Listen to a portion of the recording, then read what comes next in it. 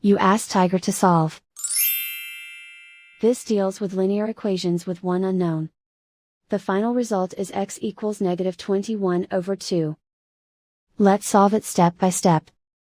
Isolate the x. Multiply both sides by inverse fraction 7/-4. Move the negative sign from the denominator to the numerator. Group like terms.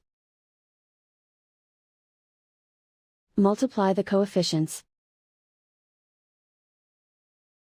Simplify the arithmetic.